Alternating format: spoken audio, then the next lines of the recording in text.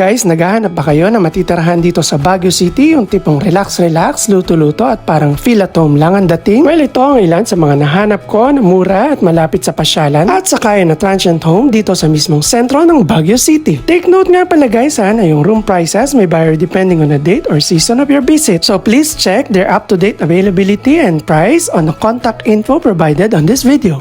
Unahin na natin itong DMC Dormitel Transient dito sa may Engineers Hill. Yes, isa nga siyang dorm na parang hotel na pwede ring transient. At ilan nga sa mga umuupa dito ay medyo long term tulad ng mga estudyante o mga nagtatrabaho dito sa Baguio. Pero may mga available spaces sila dito na open para sa mga naghahanap ng transient rooms. Maganda, maayos at malinis ang kanilang mga rooms at facilities dito.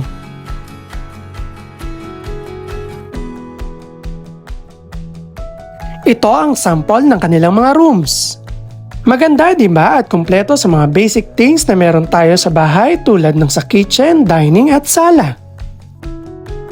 At kung medyo kinulang ka sa supply, don't worry dahil meron silang sariling convenience store dito sa may baba.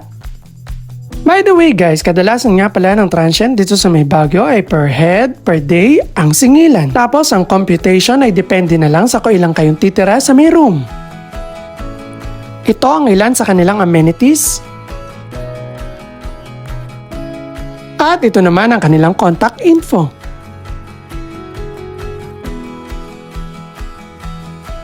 Next natin itong BC Hill Transient House na ang location ay dito pa rin sa Engineers Hill.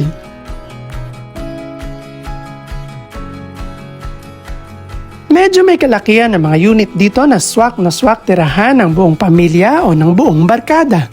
Kumpleto sa facilities ang bawat room tulad ng kitchen, dining, living room, bathroom, toilet at bedroom.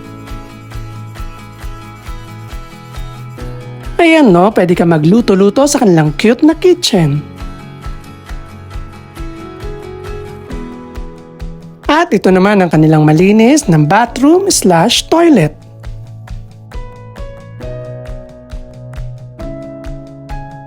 Ang bait ni Kuya dahil itutur niya para ako sa iba pang mga rooms. Itong room ay medyo mas malaki at may queen size pa siyang bed. Pero guys dahil medyo malamig nga dito sa Baguio, karamihan sa mga rooms dito ay electric fan lang. Sa tingin ko, kasya ang 12 tao sa room na to.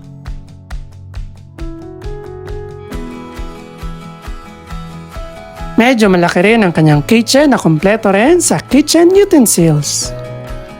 Mura ang mga bilihin dito sa Baguio kaya naman kung may time kang mamalengke o magluto-luto, sure ako makakatipid dito ang buong pamilya o barkada kaysa kumain sa labas.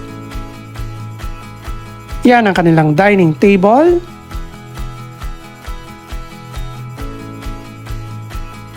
At medyo maliit nga lang ang kanilang flat screen TV. Meron din silang area na pwede nyong tambayan. Take note nga pala guys na may city ordinance dito sa Baguio na no smoking. Pero merong ilang hotels o transients na may designated smoking area sila. Naka-open lang ang windows dito pero parang naka-aircon ka na.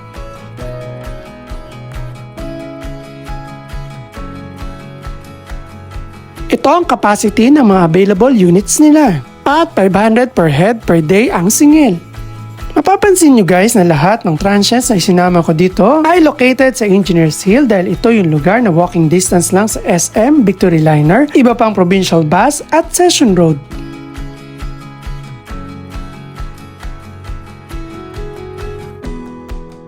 Next na natin itong PNN Transients. Medyo makukonfuse lang kayo guys kasi ang karatula nakalagay sa labas ay Bae Taco. Pero don't worry, sa kanila rin ito. Dito naman sa transient na to ay common ang living room at kitchen area. Ito ang ilan sa kanilang mga rooms na may kasama ng toilet at bathroom.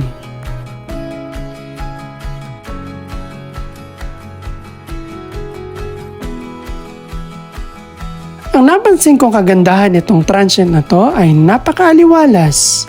At ang ilan sa kanilang mga rooms dito ay may aircon. Ito naman ang view sa kanilang terrace. Sure akong hindi ka magugutom sa transient na to dahil sa baba lang niya, merong eatery. Ang daming choices ng pagkain na pwede mong pagpilian. Ito ang kanilang room rates. Isa pa sa kagandahan nitong transient na ito ay nag-offer sila ng iba't ibang tour around Baguio at pati na rin sa Atok Benguet.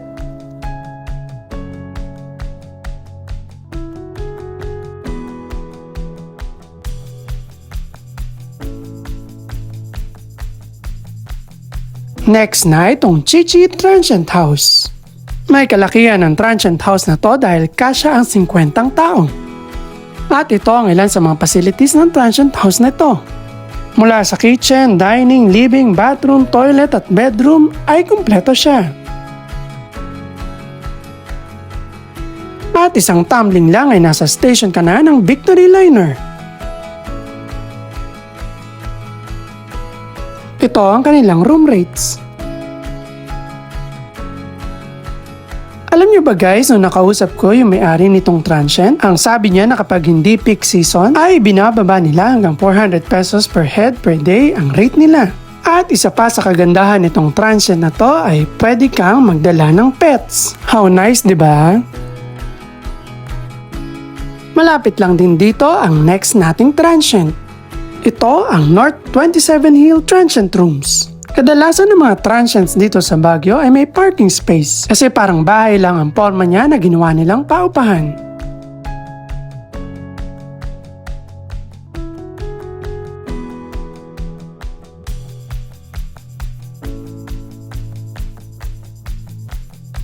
Sa transient na ito, nagre-require sila ng full payment kapag 1 day lang ang stay mo at 50% down payment naman kapag 2 or more days.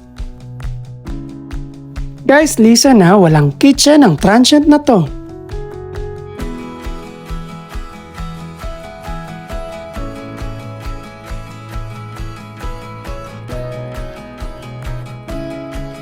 Last but not the least, itong Macojet Transient.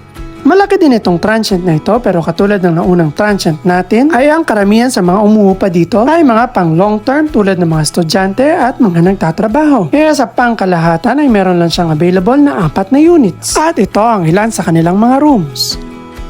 Alam niyo ba guys na ang transient na to ay isa sa mga transients dito sa Baguio City na nag-aalaw ng pets?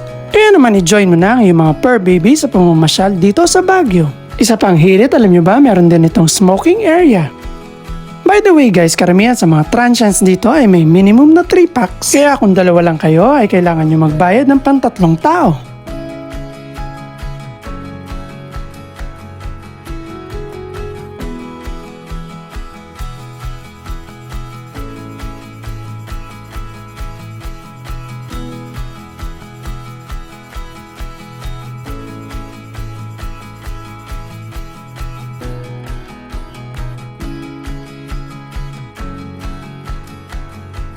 At yan ang listahan ng ating mga transients. Sana po ay nakadagdag ito sa inyong mga choices sa pagpili ng matitirahan dito sa Baguio City. Don't forget to like, share, and subscribe. Thank you for watching!